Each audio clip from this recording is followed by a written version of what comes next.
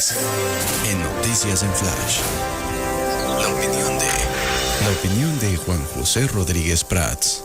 Y aquí está el licenciado Rodríguez Prats. Veamos qué nos preparó para esta tarde. Si palomas blancas o fuego intenso. ¿Cómo está, licenciado? Pues, mi querido Hugo, yo quisiera referirme a 4 declaraciones, 4 comentarios y 4 cuestiones que han agitado nuestra vida política en los últimos días.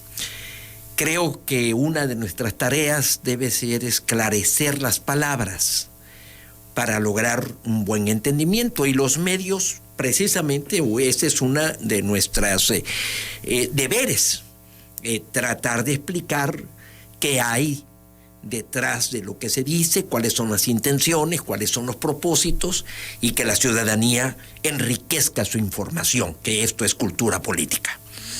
El señor presidente, a una pregunta en una mañanera, cuando le hicieron el planteamiento de si aceptaría cambios a la reforma en el sector electricidad, dijo lo siguiente: sí, siempre y cuando se mantenga la esencia de la iniciativa. ¿Cuál es la esencia?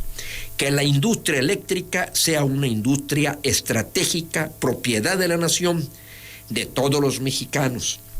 Agregó que se debe garantizar que la generación y distribución de la energía no tenga propósitos de lucro y que el manejo de la industria esté bajo la rectoría del Estado mexicano. Mira, Hugo, una de las cosas con las que hemos contaminado el derecho es con términos que no definimos y que no corresponden al lenguaje jurídico. ¿Qué es lo estratégico? Esto lo incorporó Miguel de la Madrid, es un término reciente, fue en 1982. Hay áreas estratégicas que deben ser exclusivas del Estado. Estratégico es un término militar.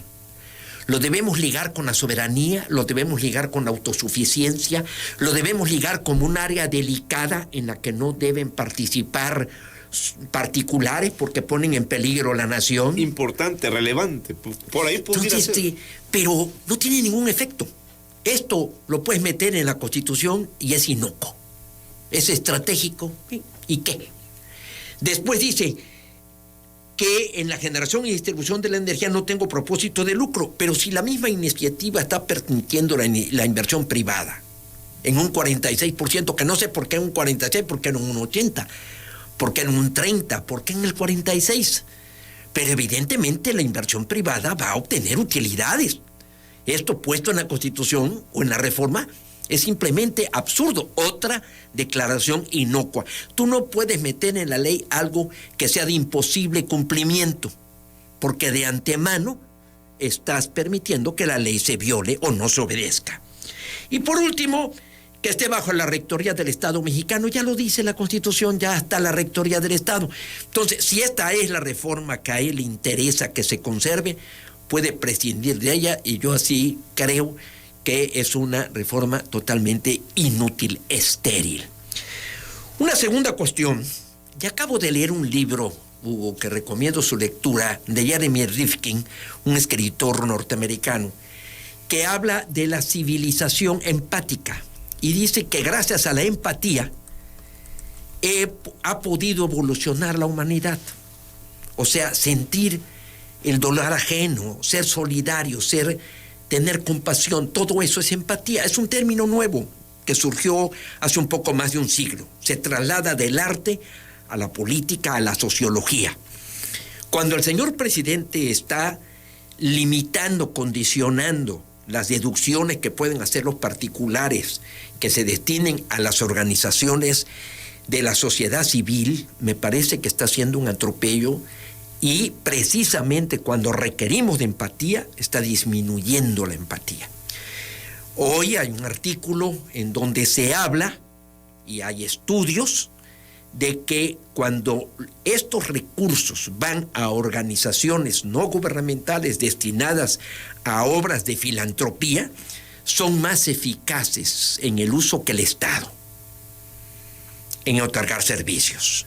Esto, inclusive estudios del INEGI, pero son del doble o del triple. Hay más de 5,000 asociaciones. Entonces, esto me parece que es ir en contra de lo que debe ser el siglo XXI. El siglo XXI debe ser el siglo de la empatía y de la comunidad global. De lo contrario, vamos al fracaso. Tercera reflexión: culpar a la UNAM de ser neoliberal, de ser retrógrada. Esto es un debate que se dio ya hace casi un siglo entre Vicente Lombardo Toledano y Antonio Caso. Porque Lombardo Toledano decía que la universidad debería de dar materialismo dialéctico. Inclusive poco después se modificó la Constitución en el 34, cuando se dijo que solamente se debería de impartir educación socialista, que lo modificó Ávila Camacho. O sea, esto de culpar a una universidad de que tenga una tendencia ideológica me parece absurdo. Riñe contra la autonomía de la universidad, riñe contra la libertad de cátedra. Precisamente el rector Manuel Gómez Morín, fundador del PAN, dijo: universidad es universalidad, vas a ventilar pensamientos. Una universidad no puede ser dogmática. Esta declaración me parece muy desafortunada. Y por último, algo que no puedo dejar pasar, porque hoy se volvió a referir a que en Tabasco no alcanzamos el 1,5% los partidos conservadores, y de lo cual él se siente muy orgulloso. Y fíjate, Hugo, que yo recordé cuando Andrés Manuel López Obrador y yo éramos candidatos y contendimos contra Roberto Madrazo, y había declaraciones de priistas de cómo se regocijaban del triunfo y cómo nos aplastaban. Y exactamente ahora él hace lo mismo.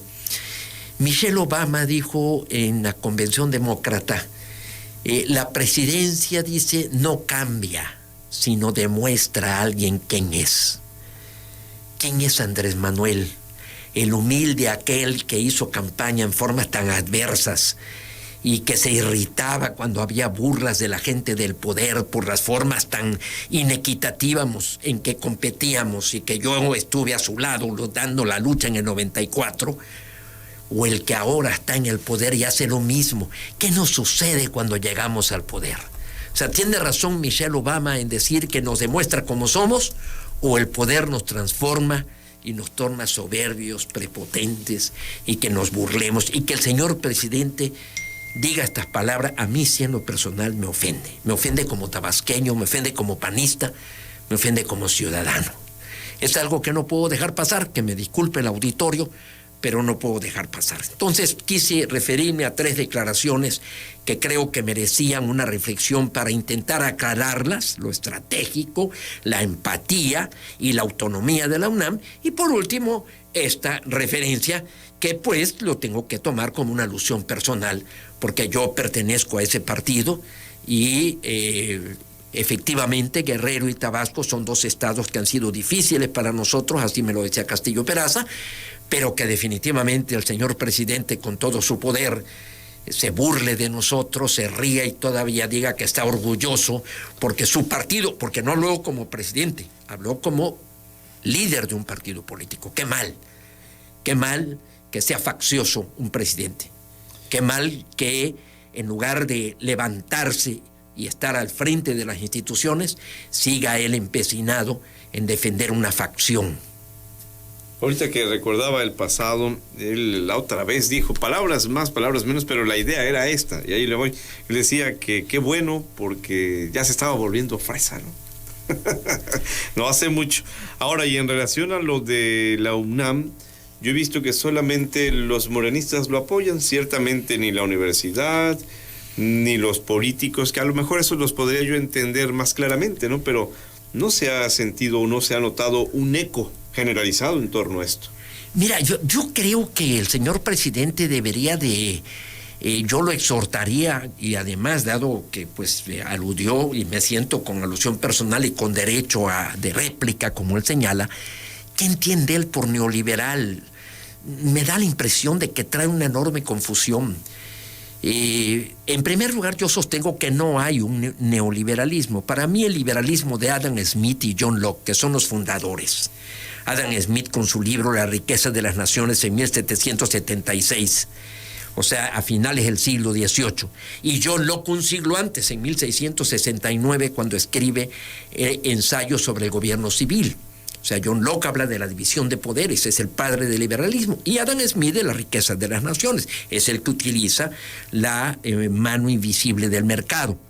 Para mí, ese liberalismo sigue siendo vigente. Yo eso de neoliberalismo, al contrario, fueron los mismos liberales los que se reunieron para ver qué fallas había y cómo superarlas. Entonces, a mí sí me gustaría que el presidente nos explicara qué entiende por neoliberalismo, porque ubica en neoliberalismo todos los males. Y yo creo que las universidades deben ventilar las corrientes ideológicas, así como se debe estudiar marxismo, desde luego, pues también estudiar las corrientes que dan origen al capitalismo, al liberalismo, a la división de poderes, y que en el siglo XXI nos debe salvar, porque cuando la Revolución Francesa habló de libertad e igualdad, el siglo XXI para mí debe poner énfasis en la fraternidad, en la empatía, precisamente. De la que ya venía hablando. Muy bien, licenciado, pues nos veremos, Dios mediante, hasta la próxima semana. Pues Hugo, como siempre, muchas gracias por tu generosidad, me permitiste aclarar estos 4 temas, pero sí me parece que si no limpiamos las palabras, si no las definimos, si no las entendemos bien, el entendimiento no se da. Y si no se da el entendimiento, no puede haber una buena conducción del país y una buena política. Muchas gracias, Hugo. Nos vemos el próximo lunes. Hasta la próxima semana. Vamos a la pausa, ya son las 2 de la tarde, 12 minutos.